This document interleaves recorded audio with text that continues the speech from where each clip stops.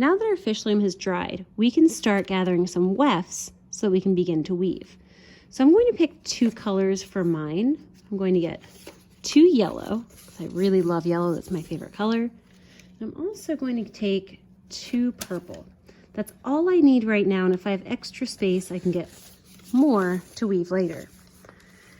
Now with these, I like to only use 2 colors because it helps me to keep track of where I start when I'm going over and under all the way across. What's really important with weaving is that we make sure that we use our weft, with this long strip of paper here, to go over and under these warp strings or warp pieces, only one at a time.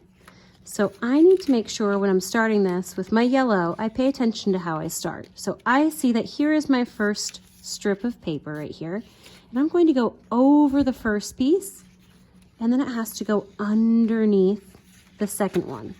So when it goes under, I don't see it. Then it comes back over, and I like to lift it up with my other hand, and then it goes under here. And then it goes over this one, under the next one, and it ends right here. And then I push it all the way down to the side because I want it to be straight. So that one's finished. And if you notice, I didn't skip over any 2 times. So it only went over one, then under, over, under, all the way across. Then I'm going to get the next one. So my next color is purple.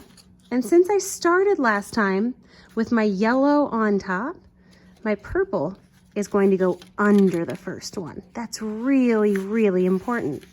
I don't want to go on top of this one because that doesn't work.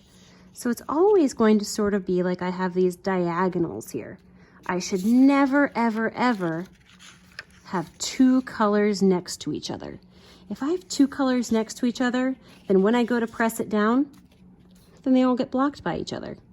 So I always want to do opposite. So I'm going to try to remember that anytime I do yellow, I start on top, and anytime I do purple, I start underneath.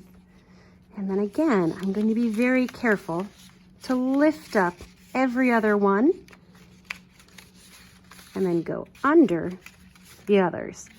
And once I get to the end here, I can press it all the way forward so it's almost touching my yellow on the little corners. Now, if you have a little piece that's sticking out like this, you're going to want to press it forward or pull it a little bit more so that we don't see it. So that's looking pretty good.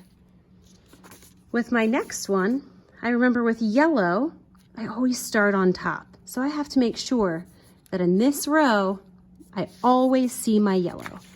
So I'm going to go over here, then under, and I'm going to do the same thing all the way across.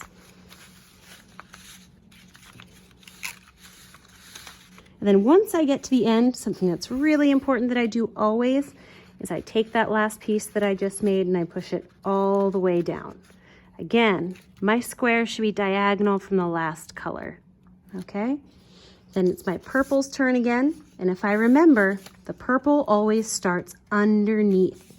So I'm going to start under here and go all the way across.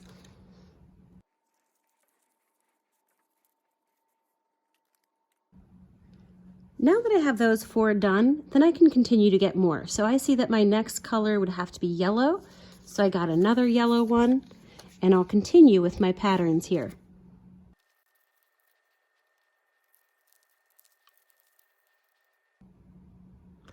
When I'm finished, I end up with something that looks a little bit like a chessboard, where we have all of these diagonal colors going across. At this point, we're ready to glue all these ends down because we don't want them to keep moving. So what I like to do is just fold up the very end, put a little dot of glue on there. See, it's not very much. And then I press it back down against the paper. And I'm going to do that on all the ends on the bottom. And then I'm going to flip it over and do it on the other side too.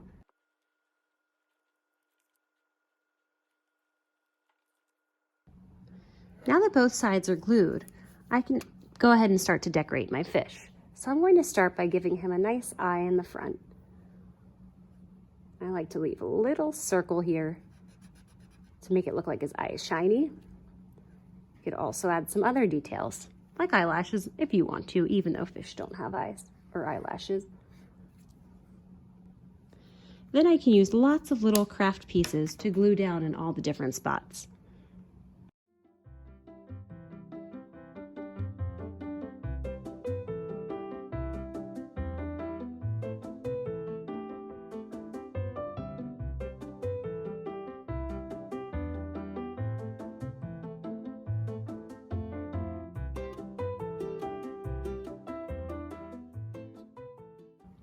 When we're finished, we're left with this beautifully decorated fish weaving.